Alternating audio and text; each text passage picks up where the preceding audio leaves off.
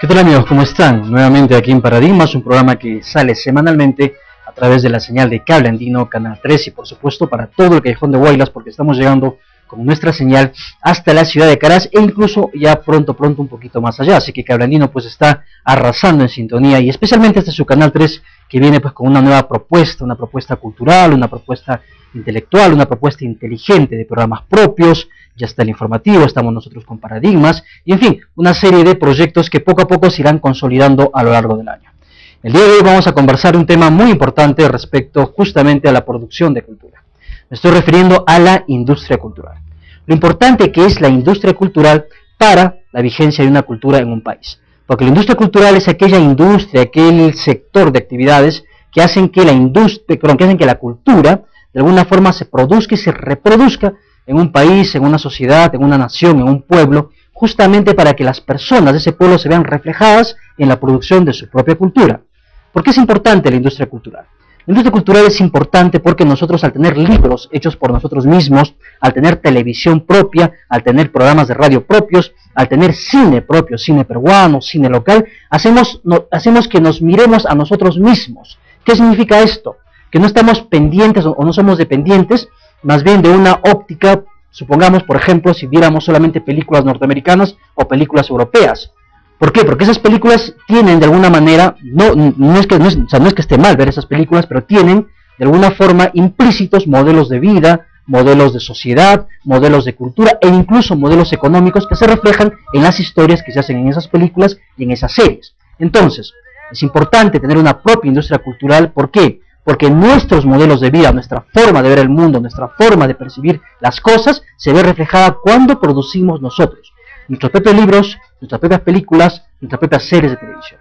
Por eso, amigos míos, es tan importante contar con una industria cultural en el Perú, una industria cultural local, incluso acá en la ciudad, y de ese tema justamente vamos a hablar con una persona que es muy versada, con una persona que sabe mucho, especialmente sobre el tema de documentación, de producción editorial, como es Giver García. Él es bibliotecólogo y promotor cultural. Él trabaja actualmente en la Biblioteca Municipal de Huaraz y está haciendo toda una serie de reformas en la biblioteca justamente para permitir que haya un mayor acceso a los libros, un mayor acceso a la documentación, un mayor acceso a la cultura.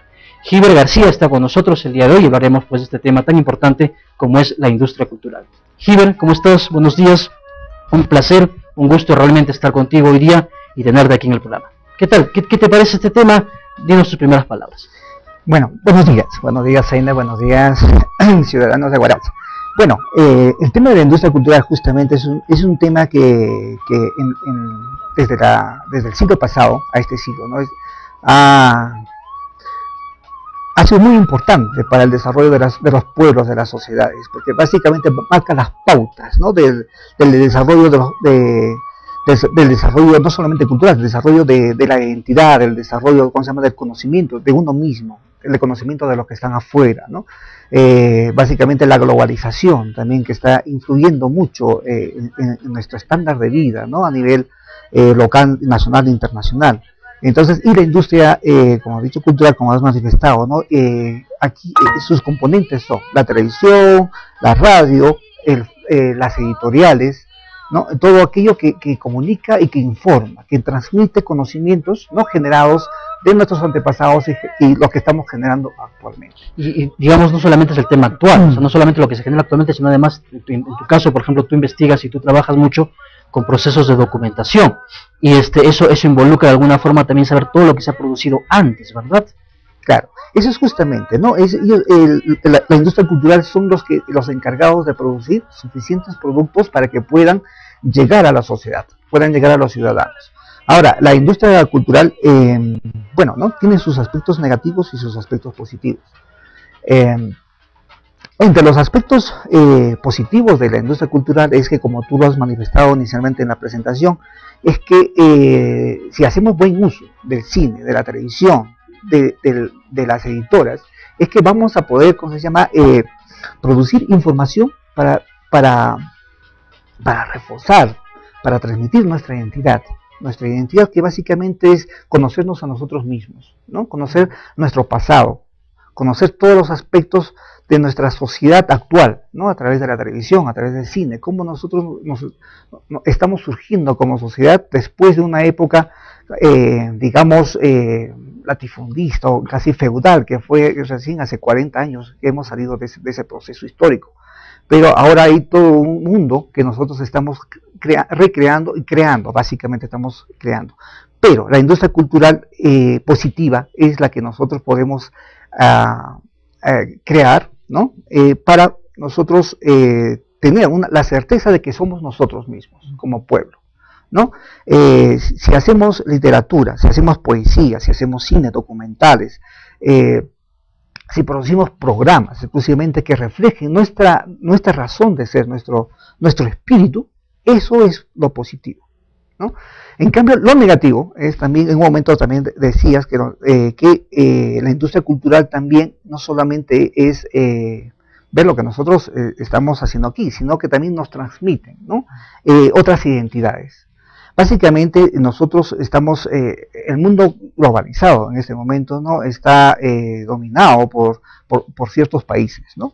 La Unión Europea, Estados Unidos, bueno, sobre todo Estados Unidos, que nos transmite permanentemente un estándar de vida, un modo de vida, y eso lo transmite aquí a través del cine, a través de la televisión. Y a través de sus series de televisión, Hiber, mira, nos transmite implícitamente también un modelo económico, ¿no?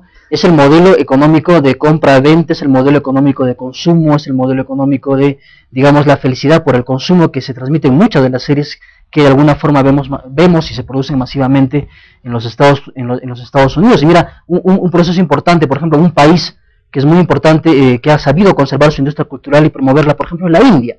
En la India no hay un Hollywood, pero hay un Bollywood, que produce películas hindúes en cantidad. Dicen que es, bueno, las cifras y las estadísticas hablan de que es el mayor productor de películas en el mundo. Después es Hollywood, ¿sí? Pero el número de películas primero es la India. Y la India uno ve pues a personas con trajes hindúes, hablando en el idioma indio, con su propia cultura hindú, y que de alguna forma sigue la India sintiéndose orgullosa porque se ve a sí misma reflejada en sus propias películas, ¿verdad? Claro, ¿no? Pero eso muy cierto lo que has dicho, ¿no? Pero hay un tema en Bollywood, ¿no?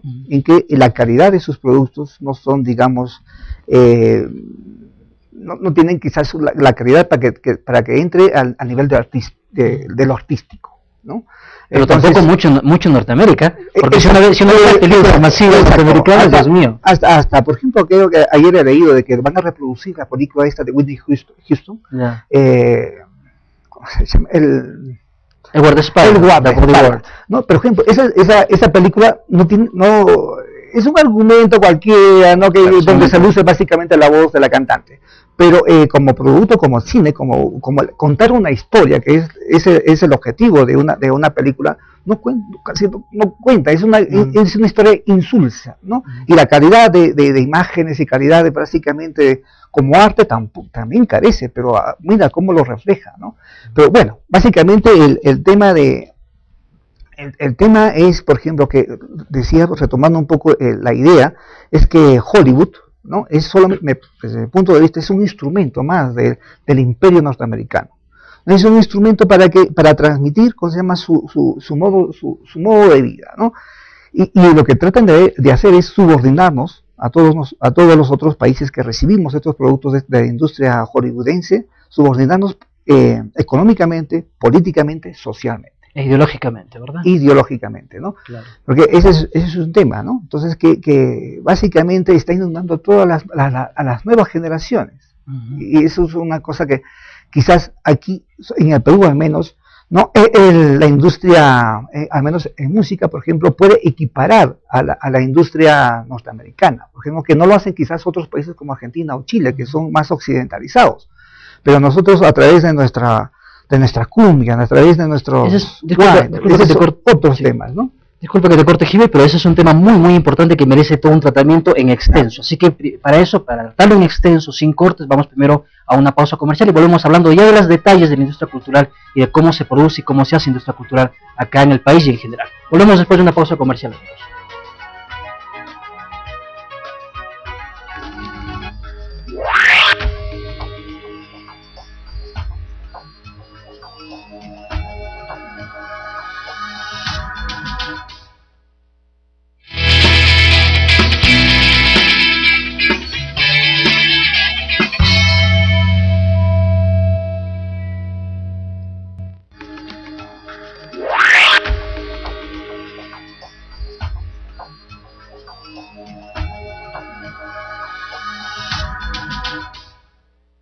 Bien, estamos conversando con Giver García Álamo, él es bibliotecólogo y promotor cultural, hablando de un importante tema como es la industria cultural.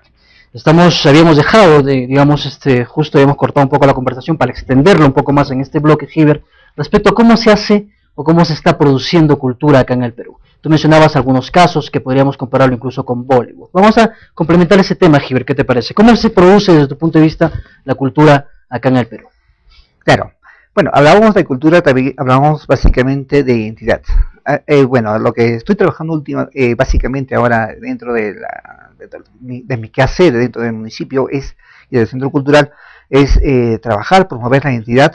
Obviamente, como sabemos los guaracinos, es que nuestra identidad después del terremoto ha sufrido mucha merma, ¿no? Entonces ese es un tema que me preocupa mucho.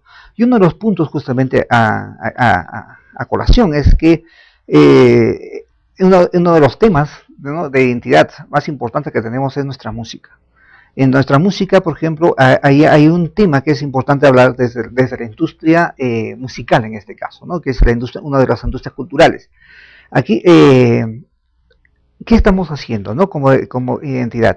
Le preguntaba, ¿cómo se llama?, a 2 o 3 alumnos de la UNASAM sobre quién estaba haciendo música ancashina actualmente. Entonces me decían Sonia Morales, me decían, ¿cómo se llama?, hay una Lisette Lázaro, ¿no? Entonces hay otra chica, la que está ahorita en la cárcel también, Avencia Mesa, ¿no? Entonces me decían que eso, para ellos esa es música ancashina, pero no, eso no es una música ancashina, esa es una música entre guitarra, bueno, ¿no?, básicamente porque provienen de la zona de Ollón, de la zona de Sierra de Lima. Este estilo de música ya se le ha añadido obviamente las baterías, ¿no?, y otros componentes electrónicos, los cuales ya han generado un nuevo estilo. Pero básicamente no, ese nuevo estilo se ha generado en la capital, en las grandes urbes se ha generado ese estilo. Y no es ancashino, que Sonia Morales haya nacido en Ancash, ¿no? Entonces no es digamos, básicamente la música nuestra. Pero ya a las nuevas generaciones los están considerando eso. Pero ¿cómo nace eso? Eso es básicamente un tema de la industria musical actualmente que se produce en las grandes zonas urbanas como en Lima, Trujillo, Arequipa, o Puno también, ¿no? Pero allí, por ejemplo, hay una gran industria, una gran empresa que se llama Rosita Producciones, que ella impone este estilo, que digamos, en el tema comercial es bastante, para ellos es bastante lucrativo. Pero allí es justamente donde, ¿cómo se llama?, nos están imponiendo. Ya no desde Hollywood o desde Bollywood, sino desde aquí en el mismo Perú, nos están imponiendo ya un estilo de música que no tiene que ver ya propiamente con nuestra identidad. Claro, y no tiene que ver con la producción de cultura que, digamos, por concepto, por teoría es autónomo, ¿no? O sea, viene de los pueblos, se va produciendo cultura, sino de alguna manera ya esto es planificado, se impone cultura, y no solamente eso, Giver, conversábamos justamente hace unos días cuando estuvimos conversando en la biblioteca, además resulta que la cultura se subordina al marketing, ¿no? Claro, eso debe ser lo ideal, de que la cultura... No, al revés, de que el marketing se subordine a la cultura debe ser ideal. Lo ideal es de que, justamente, la cultura debe ser la que básicamente marque las pautas de marketing, ¿no? Es un subordinado. Pero en este caso, las empresas, como decía en ese momento, son los que subordinan a la cultura, ¿no? Escogen ven varios estilos de los pueblos, en el Perú, y dicen, ya, esto tiene más salida. Entonces promueven a los artistas que van a grabar, los promueven que hagan esa música. Es más o menos el estilo, la estrategia que hace Hollywood, ¿no? Entonces más o menos ven por dónde está lo exitoso y hacen de que sus cantantes, que sus músicos o sus grupos sigan esas pautas. Entonces, ¿qué es lo que hacen? Simplemente van uniformizando. Y ese es un gran peligro para la cultura, justamente, ¿no? Que las industrias culturales uniformicen, ¿no?, el gusto y los estilos musicales dentro de nuestro país. Y eso realmente es un riesgo y es algo muy preocupante, Giver, porque de alguna forma todos aquellos espacios alternativos, todos aquellos espacios musicales, en este caso como ejemplo, todos aquellos espacios quedan relegados o quedan subordinados a un enfoque de marketing, a un enfoque puramente comercial, a un enfoque puramente de la industria cultural. Pero no hay una producción, digamos, por ejemplo, en la cual se produzcan artistas, se produzca cine, se produzca televisión, se produzca radio, etcétera, pero desde el punto de vista eminentemente cultural, porque no van a entrar al circuito pues de ventas, ¿no? Entonces, porque hay una tendencia impuesta, y no necesariamente la tendencia impuesta es la mejor, porque sencillamente lo que está de moda, así de sencillo, ¿no? Porque puede haber música maravillosa, pero como no está de moda, como no está en esa tendencia, como no está en ese marco de gestión de la industria cultural, sale pues del aire o no es aceptada. Y no por la gente que lo consuma, porque lo ideal sería pues que el consumidor, el público diga, uy, me encanta esta canción, y de acuerdo a eso pues se vaya de alguna forma popularizando esta canción, sino es que no entra al circuito porque los mecanismos de la industria cultural, los productores culturales impiden que eso sea así, ¿verdad? Porque hay una especie de direccionamiento muy claro de la cultura actualmente.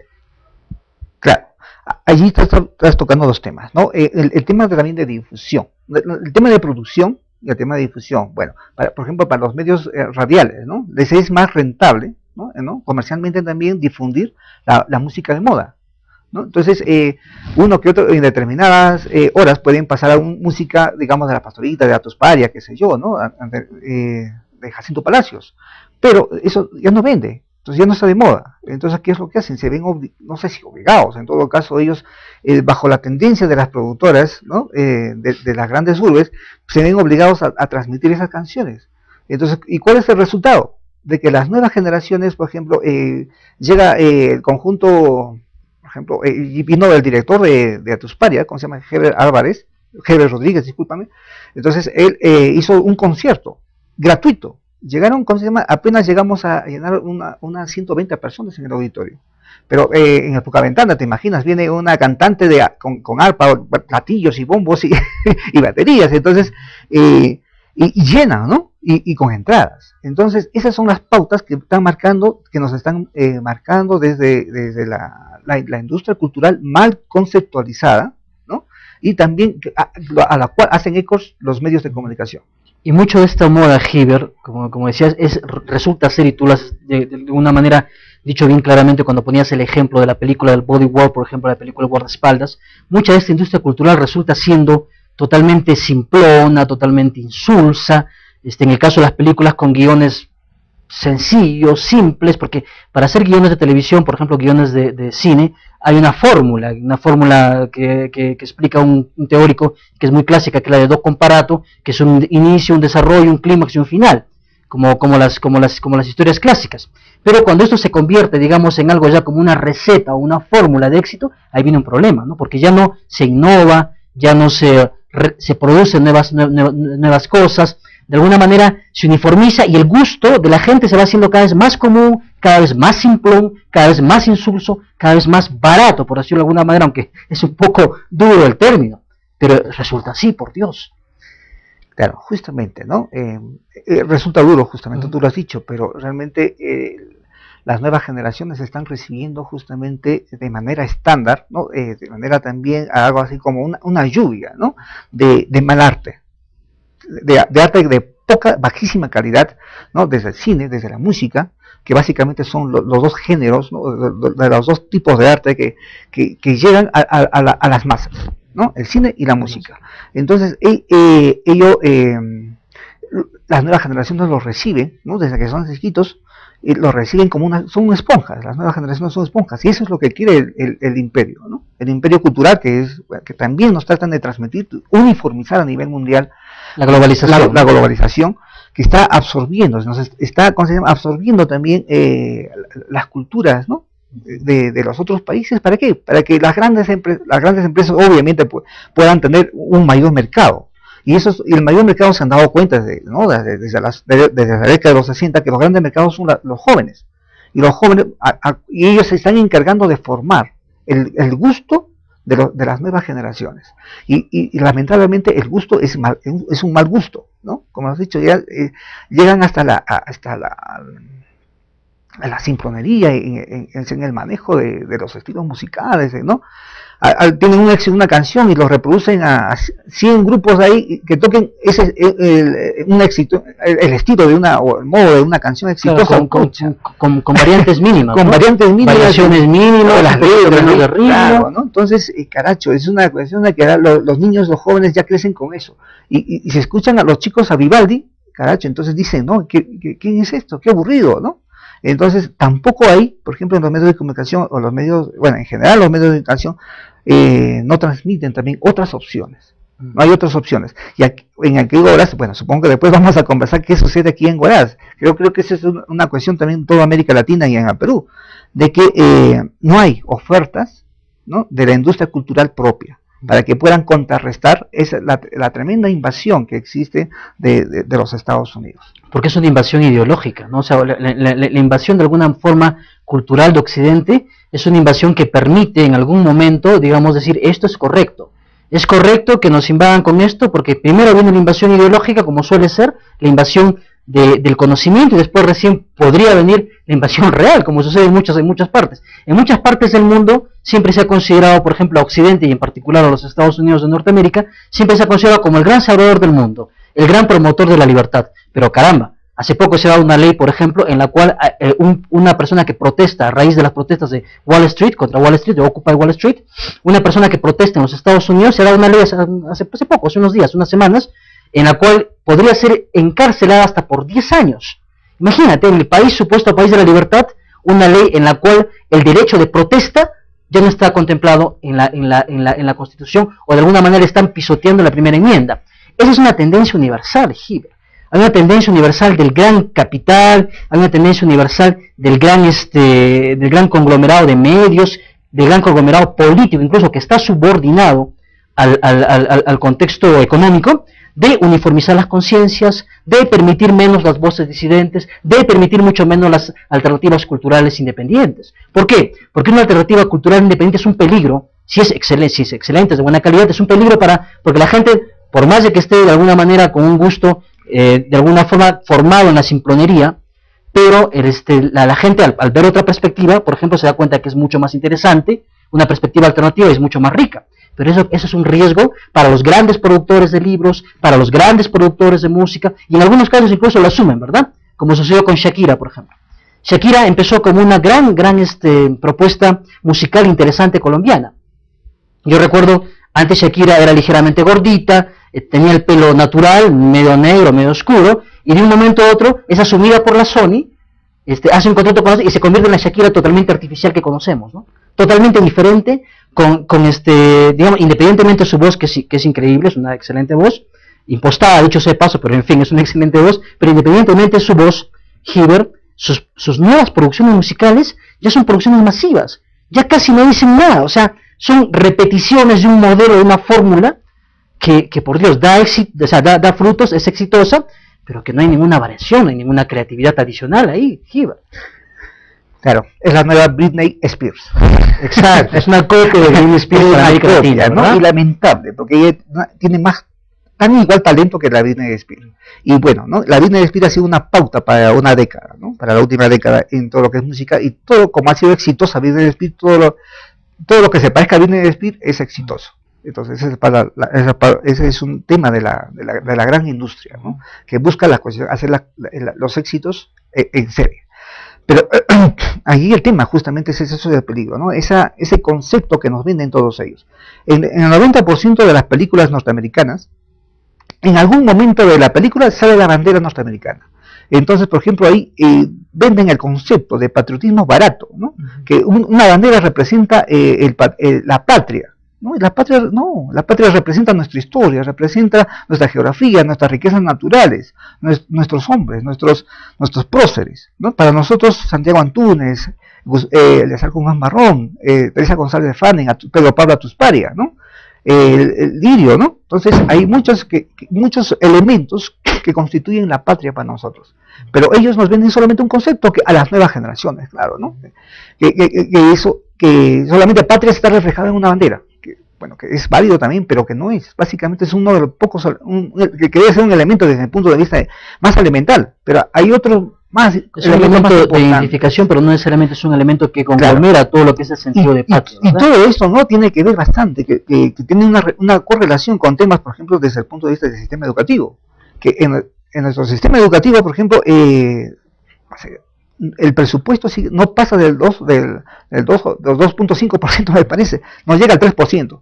Y entonces eso ha hecho de que simplemente no haya, ¿cómo se llama? A lo que podemos conversar luego, es que no haya justamente una propuesta de la ciudadanía desde crítica, ¿no? Una reacción crítica o analítica de todo lo que ve y de todo lo que recibe.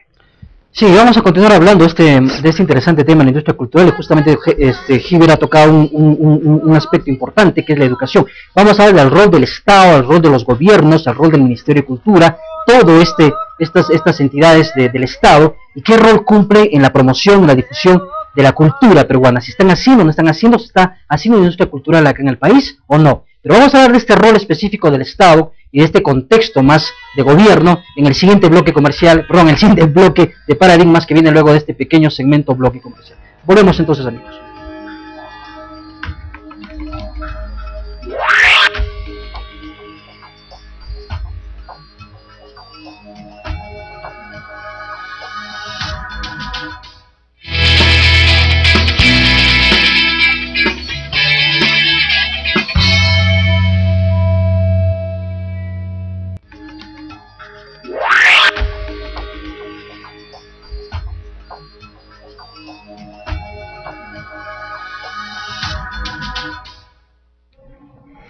Bien, amigos, estamos nuevamente acá en Paradigmas, en Canal 3, Cable Andino.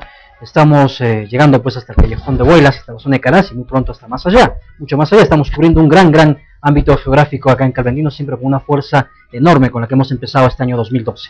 Estamos conversando el día de hoy acá en Paradigmas con Giver García. Él es bibliotecólogo y además promotor cultural. Estamos hablando de este interesante tema de la industria cultural. Se había quedado un aspecto pendiente, Giver, que era justamente el tema de la educación, el rol del Estado en la promoción de la industria cultural o de la difusión de la cultura. ¿Cómo ves tú el tema del Estado, el rol del Estado en este aspecto, Giver? Bueno, para el Estado la cultura siempre ha sido una carga, ¿no? Una carga y a veces pesada y a veces molestosa, ¿no?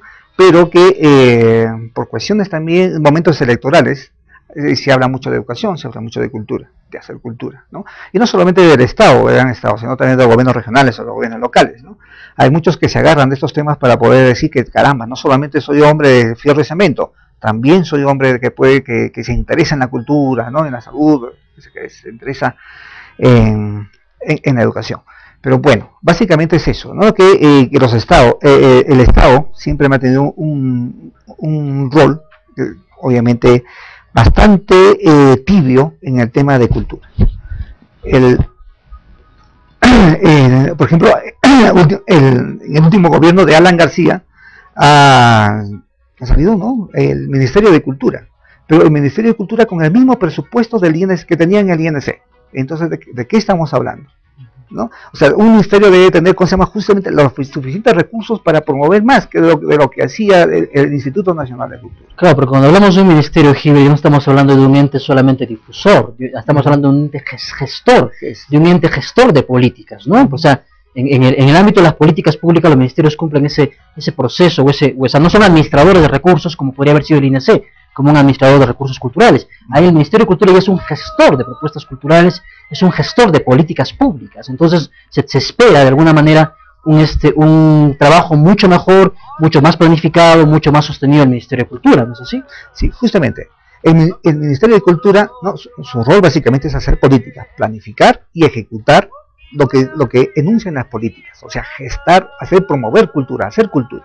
Pero con el presupuesto que ha heredado del Instituto Nacional de Cultura, nada. O sea, es básicamente un saludo a la bandera, como casi todo lo que ha hecho en estas áreas Alan García, ¿no? Entonces, ha sido simplemente una cosa, un saludo a la bandera para un maquillaje, ¿no? Para decir que, caramba, ¿no?, en mi gobierno hice ¿cómo se llama?, el Museo de la Nación, creé el Ministerio de Cultura. Pero básicamente en la práctica no están desarrollando ni haciendo nada importante en el tema de cultura. Solamente para dar un ejemplo, ¿no? El año pasado, cuando se llama el Ministerio de Cultura, ya este año también están promoviendo un festival nacional de danzas autóctonas. Pero, ¿cómo se llama?, ¿qué es lo que hay? Ellos gastan solamente en derivar, ¿cómo se llama?, un oficio a cada dirección regional en todo el Perú, y las direcciones regionales envían al municipio provincial todo el pedido, toda la programación, las estrategias y las actividades para ejecutarla. Pero ¿de dónde sale la ejecución? ¿Dónde sale ¿cómo se llama?, el dinero para poder convocar, por ejemplo, en Huaraz a los distintos distritos, a todos los grupos que existen en los distritos y en la misma capital? ¿De dónde sale el dinero? El ministerio dice, no, que los gobiernos locales pongan el dinero. pero los gobiernos locales no lo incluyen dentro de su presupuesto esa actividad, que no lo han tampoco planificado o coordinado previamente con el municipio. Que deberían haberlo coordinado por lo menos un año anterior para ponerlo en el POI, ¿no? O en todo caso, haber firmado un convenio de cooperación, de trabajo continuo, pero nada. Entonces simplemente toda esa actividad se lo dejan a los gobiernos locales, provinciales y distritales. Y al final, los gobiernos distritales, como no tienen dinero, no sucede nada. ¿Y qué es lo que hace la Dirección Regional de Cultura? Elige al azar, o en todo caso con algún criterio, eligen a un grupo de músicos y un grupo de danzas y dicen, no, ya, ellos son los ganadores de la región y ándate para allá. Entonces, mira, eso no es hacer cultura, eso no es promover cultura. Sin recursos nadie puede hacer una cosa seria en cultura. Entonces, el rol del Estado, entonces, básicamente en cultura, ¿no?, es de buenas intenciones, ¿no? Y hasta yo podría decir de malas intenciones refiriéndome a Alan García y su gobierno, ¿no? Y ojo que el rol del Estado debiera ser importante en el tema de la cultura, porque estamos hablando ahí también que el Estado no solamente es un gestor de políticas, sino además como Estado, por ejemplo en el caso del Congreso, es de alguna forma quien da las leyes. Hablamos, hay supuestamente una ley del libro, no sé si todavía existe acá o por lo menos está vigente una propuesta de ley del libro como hay en Colombia, por ejemplo, la ley de mecenazgo que ha salido hace poco, o algunas leyes de promoción cultural, la ley del cine, por ejemplo, ¿no? O sea, ¿se cumplen o no se cumplen? Por Dios, ¿qué está pasando con la cultura en el país? Sí, tenemos, bueno, la última ley que ha salido en el tema de cultura es la ley del mecenazgo. En la ley del mecenazgo sí, permite, ¿no?, a una determinada empresa proponer un proyecto al Ministerio de Cultura y si lo aprueba, por ejemplo, puede traer a cualquier artista del mundo o promover un artista nacional y llevarlo o que cante, que haga su espectáculo en la capital o en cualquier parte del Perú. Pero básicamente esta ley, por ejemplo, nos ha permitido traer a Paul McCartney, ¿no?, a grandes artistas, ¿no?, de talla internacional al Perú. Pero eso es básicamente a nivel de música. Pero también ha estado justamente a raíz de lo que venimos planificando acá en Huaraz, en el Centro Cultural. La asesora legal nos explicaba de que la ley de mecenazgo también nos va a permitir, por ejemplo, ¿no?, a través de esta inversión de la propiedad de las empresas privadas, trabajar, por ejemplo, los fondos editoriales, ¿no? Que son importantísimos. Es importantísimo. O sea, entonces, no solamente para universidades, sino para gobiernos, también instituciones. A nivel de Lima, a nivel nacional, hay experiencias de manejo y uso de la ley de mecenazgo solamente para traer a grandes artistas, pero no creo para promover, como se llama, fondos editoriales u otras manifestaciones, por ejemplo, hacer cine nacional, por ejemplo, ¿no?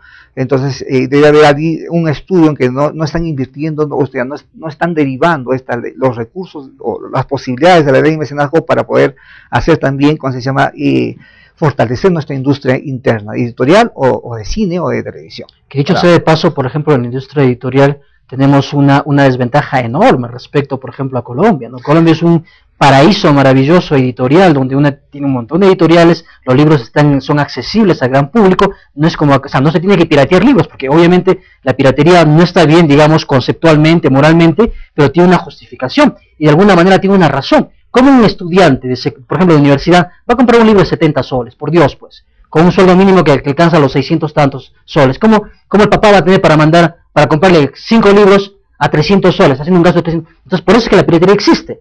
No necesariamente, porque de alguna manera cumple una función social la piratería. Yo no la apruebo en el sentido moral, pero la entiendo. Y de alguna forma, para mí, primero está el hecho de la democratización del conocimiento, antes incluso que la piratería, porque el conocimiento se tiene que democratizar, y con nuestras editoriales que cobran 50, 60, la Libun, la del libro universitario, tiene libros por 120, 130 soles, por Dios. ¿Quién compra? Ni un docente universitario compra esos libros. ¿Y qué le va a hacer un alumno? Claro, y bueno, bueno, una cosa graciosa que en el Perú, la industria cultural más exitosa ya es la industria cultural de la piratería. Entonces es los que tienen más éxito en el Perú y los que ganan más y los que pueden tener un mejor manejo de lo que se produce culturalmente en el Perú. Pero bueno, ese es un caso, ¿no?, excepcional en toda América y en el mundo, me parece. Es tanto en software como en libros, como a nivel de películas, ¿no? Todo es piratas, ¿no? Y acá todavía, y el Estado, tenemos una condescendencia acerca de ello. Los municipios, la policía, etcétera, etcétera, tenemos esa condescendencia por lo que tú has dicho, porque ellos permiten la democratización y el acceso estas propuestas culturales en cine o en literatura o en todo tema de que sin la piratería biográfico. Sin la piratería no tendríamos acceso a ello. La cultura sería para una élite, ¿no? Claro, exactamente, ¿no? Entonces, ¿qué sucede? De que la ley del libro, de promoción del libro que se ha dictado últimamente, básicamente tiene dos cosas que pueden beneficiar. Uno es que les han quitado el IGB a los libros importados, pero no se le está dando, ¿cómo se llama? Una ayuda, por ejemplo, a los productores internos, ¿no? Quitando el IGB al papel. Claro. Entonces, ese es un tema que justamente es una cuestión contradictoria, ¿no? Se beneficia quitando el IGB a toda la literatura internacional, pero no se está promoviendo la producción, ¿no? Bibliográfica.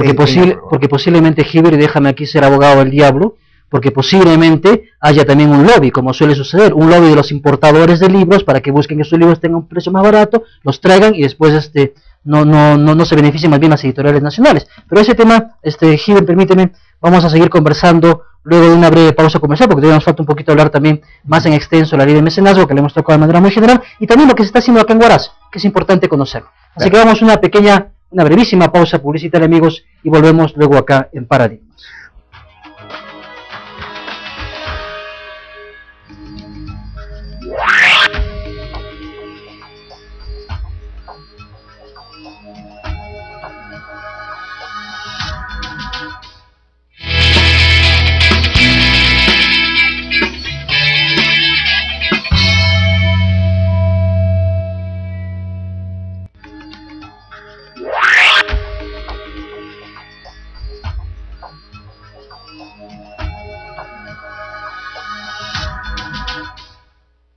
Bien, amigos, estamos nuevamente aquí en Paradigmas conversando sobre este interesantísimo tema de la industria cultural con nuestro invitado el día de hoy, con Hibbert García, bibliotecólogo y además promotor cultural. Habíamos dejado un tema pendiente, se ha seguido acalorando poco a poco la conversación, Hibbert, tanto que te has quitado ya la chaqueta justamente para ya todo el calor que se siente de aquí el set y de este tema tan rico y tan exquisito como es la industria cultural. Habíamos dejado el tema, Hibbert, de la piratería, sí, lo habíamos tocado de alguna manera, pero justamente el tema de fondo, tocando el tema de la piratería, era el acceso a la lectura. ¿Cómo ves tú el acceso a la lectura a nivel, digamos, general, la educación? ¿Cómo es esta problemática, Hibbert? Bueno, el acceso a la lectura básicamente es una responsabilidad del Estado. Es una responsabilidad del Estado y que a través del Ministerio de Educación, del Ministerio de Cultura ahora y de la Biblioteca Nacional, ¿no? Tienen que el rol de desarrollarlo, ¿no? Pero básicamente, como decías en el bloque anterior, es de que básicamente el Estado lo que hace es maquillar. Por ejemplo, el Sistema Nacional de Bibliotecas no tiene presupuesto, ¿no? Para poder desarrollar bibliotecas. Y el tema justamente de democratización de la lectura tiene que ver básicamente en dos ramificaciones. En principio es los costos que tienen los libros, que hemos conversado justamente de la industria del libro en el Perú, que no nos permite, porque justamente el IGB, ¿no? Todavía al papel, ¿no? No nos permite tener, ¿cómo se llama?, producir libros baratos, ¿no? Entonces, ese es un tema básico, con lo cual los libros, ¿no?, cuestan un montón. Entonces, lo cual los piratas también sacan un gran beneficio de ello, ¿no? Pues se llama reproduciéndolos, pero con otro tipo de estrategias y recursos. Pero básicamente es eso, de que en este momento en el Perú, la industria editorial no puede elaborar libros a bajo costo, ¿no? Por el tema de los impuestos. Y el segundo es de que en el Perú, ¿no?, desde casi toda nuestra historia republicana, ¿no?, salvo el gran San Martín, que llegó y fundó la Biblioteca Nacional como uno de los primeros actos, ¿no?, para poder liberar a los pueblos, fundó la Biblioteca Nacional, la Biblioteca Pública en el Perú. Pero después de ese gran esfuerzo, hasta Jorge Basadre, un esfuerzo de recuperación de Ricardo Palma, pero en el tema de bibliotecas no ha habido realmente una política estatal. ¿Y cuál es el resultado? De que a nivel nacional, solamente, además de la Biblioteca Nacional o algunas bibliotecas públicas, la mayoría de las bibliotecas simplemente son paredes y mobiliarios y libros desvencijados, libros obsoletos. Y eso es terrible, Hibbert, porque uno va, por ejemplo, yo he ido a la biblioteca, algunas bibliotecas allá en Lima, bibliotecas de distritos, pero ya digamos que están bajo la gestión del gobierno local, de los distritos, por ejemplo, de San Isidro, otras, son bibliotecas bien implementadas, pero cuando uno va a otros distritos, Dios santo, o sea, la diferencia es abismal. Y cuando la diferencia en cultura y en conocimiento es abismal, se sigue reproduciendo la diferencia social, se sigue reproduciendo la diferencia económica. Y esto es algo triste y terrible, y es importante y es fundamental que haya bibliotecas públicas, con libros modernos, con libros nuevos, con cantidad de libros en los estamentos públicos nacionales, ¿verdad? Claro. El gran temor, pienso yo, que tiene el gran imperio y todas las élites económicas dominantes, ¿no? En Perú, en cualquier parte del mundo, es que tener un pueblo educado. Y la educación, como sabemos, entra a través de la lectura, ¿no?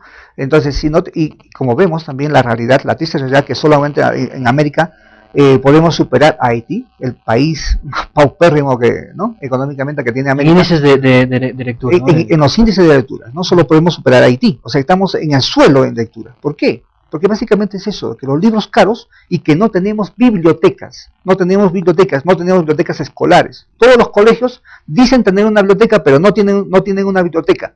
Las mismas universidades, salvo las de Lima y algunas excepciones en provincias, tampoco tienen bibliotecas. Nuestra UNASAM no tiene biblioteca. Entonces, ¿de qué estamos hablando? ¿De qué acceso a la lectura? Entonces, simplemente es eso, de que nuestro país no tiene bibliotecas y tampoco tiene acceso a la compra de lectura por el tema del costo. Y eso no quiere decir que nuestro pueblo no quiera leer, ¿no? Desde en el año 60, Manuel Escorza sacó en su proyecto de los populibros. Los populibros y todos obviamente la élite, ¿no?, oligárquica decía de que en el Perú no se lee, porque los indios, los pobres, no tienen la capacidad de, ¿cómo se llama?, de entender y ser grandes, ¿no? Pero Manuel Escorza sacó los populibros y demostró de que por cada título sacaba 5.000, 10.000 ejemplares y todos se vendieron. Y todos se vendieron, y eso demostró de que a nivel nacional había mucha hambre, no solamente hambre de comida, había hambre de lectura, hambre de conocimientos, ¿no? Entonces, esa es una causal en que, ¿cómo se llama?, justamente hasta ahora no se resuelve. Estos populibros, yo recuerdo Giver, que en estos populibros, por ejemplo, yo tengo algunos de estos números, pues los tengo de mi padre y yo mismo, y que los he conseguido después, venían con un papel que era papel tipo periódico, ¿verdad? Un papel oscuro, no era el papel blanco tipo Bond, sino el papel que conocíamos antes como papel periódico, papel bulky, ¿no?, que era un papel de ese tipo y que eran realmente baratos, de tapa blanda, pero excelentes libritos, pequeños, preciosos, con obras peruanas, obras internacionales. Había libros que costaban en ese entonces lo que costaría ahora 5 soles, 4 soles, 10 soles máximo. Entonces era una maravilla, pues, ¿no?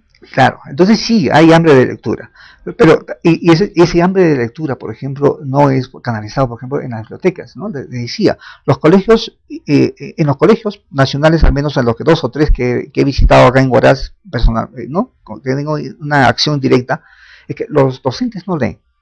Si los docentes no leen, ¿qué van a hacer leer a sus alumnos? Entonces, ese es un tema de suma preocupación. Te diré que eso sucede hasta en las universidades, ¿verdad? Bueno. Hay docentes que llevan ya su clase hecha en una especie de cuadernito y la repiten tal cual es, sentados en su banca, ¿no? O sea, no llevan apuntes, o sea, no llevan, digamos, un cuadro sinóptico para ir recreando y nuevamente renovando cada clase nueva, sino lo llevan todo hecho. Por Dios, sucede incluso hasta en las universidades. Imagínate que es vergonzoso y cómo está ahorita el tema de la lectura y el tema de la educación en el país. La lectura también lleva justamente a la calidad, nos lleva a la calidad, ¿no?, como ser humano, pero también nos lleva a la calidad como profesionales. A muchos ingenieros, por ejemplo, que existen ahorita de cualquier universidad, es que no les exigen justamente que hagan lectura o que hagan buena escritura. Entonces, ¿cómo pasan los cursos? El asunto es que cuando hacen un informe, hay en una sola página, hay una cantidad de horrores, pero que realmente causa vergüenza ajena. Si no hubiese el Word y su corrector automático, que sería, como se llama, de los informes y de la comunicación que existe, un mal uso del lenguaje terrible. Y entonces, eso solamente demuestra justamente el poco de nivel de lectura que se da justamente por este tipo de la poca democratización de acceso a la lectura, que no hay libros a bajo costo y no hay bibliotecas.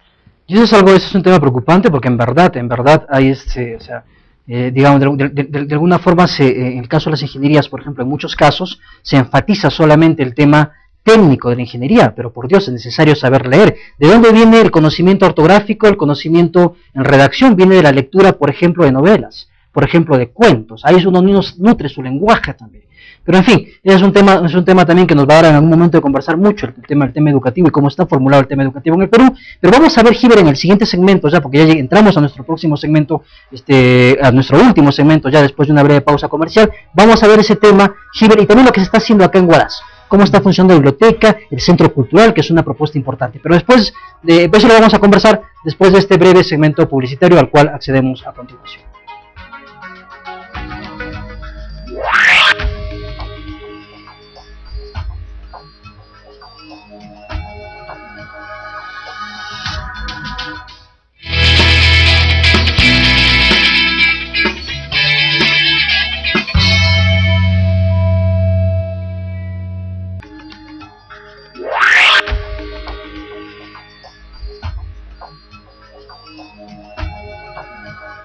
Bien amigos, estamos de vuelta acá en Paradigmas, Canal 3 de Cable Andino, hablando del tema de la industria cultural con Giver García, que es bibliotecólogo y además promotor cultural. Él es justamente el encargado, de alguna manera el que está a cargo, el que está ahorita en este proceso de dirección de la biblioteca municipal, pero también de alguna forma promoviendo el tema del centro cultural acá en Huaraz, que puede ser una gran perspectiva, ¿no? Ya en este último bloque, Giver, me gustaría enfocarnos un poco en esta perspectiva tan importante para Huaraz como es el centro cultural. ¿Qué se está haciendo en la biblioteca? ¿Qué está haciendo por el centro cultural, Giver?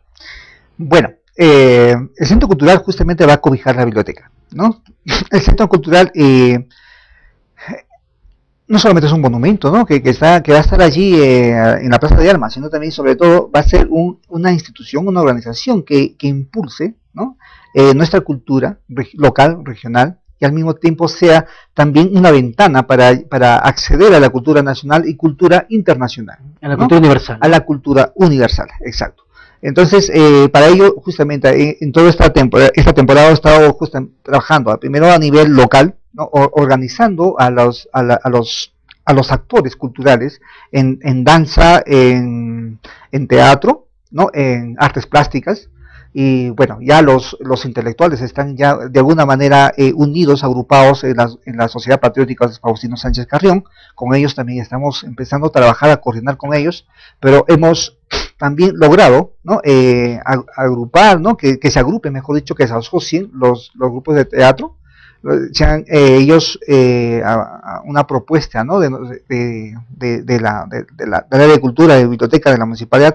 Se han hecho asociaciones de los grupos de teatro, danza y artes plásticas, ¿no? Una coordinadora, ¿para qué? Para poder planificar justamente el buen uso y el uso efectivo del centro cultural. Que hecho sea de Con ellos vamos a trabajar justamente toda la planificación de las propuestas que se puedan dar en el centro cultural y que haya realmente una actividad permanente, ¿no? Local, ¿no? Obviamente también traeremos propuestas nacionales e internacionales, pero básicamente es trabajar desde impulsar lo que hay en nuestra ciudad, en nuestra región. Que hecho sea de paso, Gilberto, sí, muy importante porque implica de alguna forma la planificación de lo que se va a hacer como el centro cultural, ¿no? O sea, el centro cultural pues es un centro cultural y para mí es una gran oportunidad, y creo que para muchas personas una gran oportunidad de desarrollo de la cultura, es una oportunidad además de sacar un poco a nuestros jóvenes del mundo tan exclusivo que tienen o tan excluyente de alguna forma de otras actividades, que es el mundo de las tabernas y es el mundo de las discotecas ahora en Huaraz. Porque en Huaraz, cuando uno llega a Huaraz, no hay cultura, o la cultura es muy escasa. ¿Qué cosa hay? Un montón de tabernas, hay creo que más tabernas per cápita que en cualquier lugar del Perú, un montón de alcohol, pero o sea, no solamente porque los muchachos o los jóvenes, bueno, esta es una ciudad turística, lo crean así o lo consideren así, no es porque no encuentran tampoco, Given, otras alternativas de diversión, otras alternativas de ejercicio, de expresión, que no sean pues estar en las tabernas, estar en las discos, ¿no? Una ciudad con cultura es una ciudad que permite pues que haya una gran inclusión, una gran manifestación de una serie de propuestas, que nuestros jóvenes estén haciendo cultura, ¿no? Que nuestros jóvenes estén ahí trabajando en arte, en música, en literatura, talleres, en fin, asistiendo a conferencias, tantas cosas, ¿verdad? Entonces eso es para mí básicamente una cosa importantísima, el centro cultural, y también para resguardar, Giver, que no vaya a ser que haya funcionarios que en este momento quieren apropiarse más bien del centro cultural para hacer oficinas de la municipalidad, por Dios, ¿eh?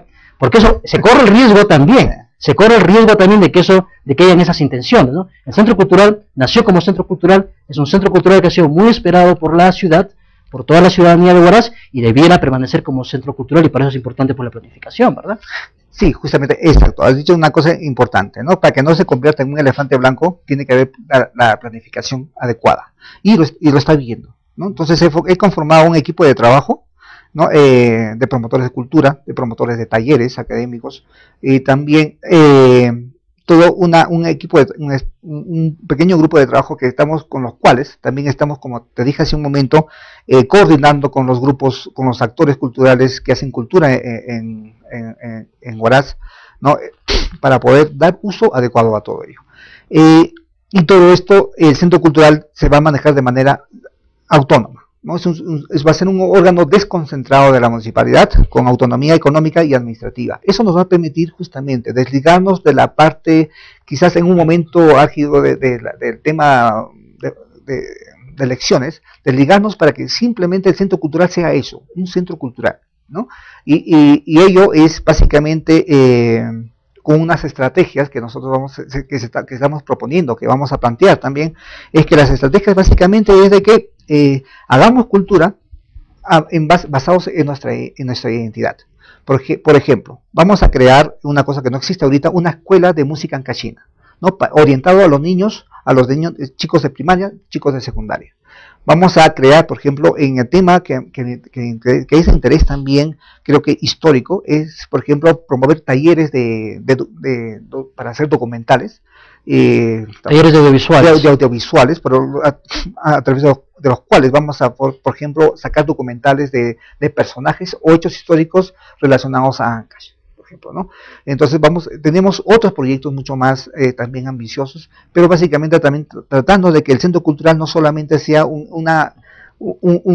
espacios donde se hagan, ¿cómo se llama?, danzas, música o se presente cineclubs, sino también promover, generar investigación, producir, ¿cómo se llama?, productos o propuestas que vayan revalorizando o recuperando nuestra identidad en muchas áreas. Eso es muy importante, Gibra, además, digamos, para ya trabajar con énfasis el tema de la cultura, que tanto tiempo ha sido postergada aquí en Huaraz. Bueno, estamos ya en los minutos finales, los segundos finales, diría yo, ya de Paradigmas, así que lo único que me queda, Gibra, es agradecerte por haber estado acá, por estar con nosotros. Habrá ocasión de seguir conversando en el futuro también, y bueno, escuchar tus últimas palabras antes de cerrar el bloque tan interesante y tan satisfactorio el día de hoy en este tema de la industria cultural, probablemente relacionado con la identidad cultural. Claro, creo que podemos conversar otro tema exclusivamente, por ejemplo, de bibliotecas. Tenemos todo un proyecto de trabajar una red de bibliotecas a nivel de Ancash, a nivel escolar, de bibliotecas públicas, pero bueno, eso lo podemos conversar luego. Es importante ese tema también. Pero bueno, agradezco la invitación a Cableandino, a ti, y yo creo que podemos seguir siempre conversando y haciendo cultura a partir de los medios de comunicación como una alternativa para poder dar justamente, ¿no?, información, conocimientos diferentes a lo que se propaga en los medios de comunicación. Amigos míos, gracias, Gibor, nuevamente, amigos míos. Paradigmas es una producción local, es una producción de acá de Huaraz, es una producción de Cableandino, y de alguna forma ha surgido justamente con esta idea, con la idea de promover, con la idea de romper y quebrar paradigmas, con la idea de establecer temas que no se tocan así nomás en los grandes medios masivos. Eso me place a mí mucho, y por supuesto también a mi equipo de producción, que siempre está acá, y que Paradigmas esté empezando a consolidar como una propuesta importante en este ámbito. Acá en Cableandino, en Canal 3. Bueno, no me queda más que agradecerles a ustedes, como siempre, por su audiencia, agradecer al equipo de producción que siempre me acompaña, y por supuesto, como siempre, estaremos la siguiente semana tocando nuevamente otro tema importantísimo, como suele ser acá en Paradigmas. Recuerden, amigos, que Cableandino Canal 3 llega ahora hasta la ciudad de Caraz, y muy pronto hasta muchas otras zonas de la región Ancash. Conmigo será, y con mi equipo de producción será, pues, hasta nuestro siguiente programa. Hasta entonces, muchas gracias por su teleaudiencia.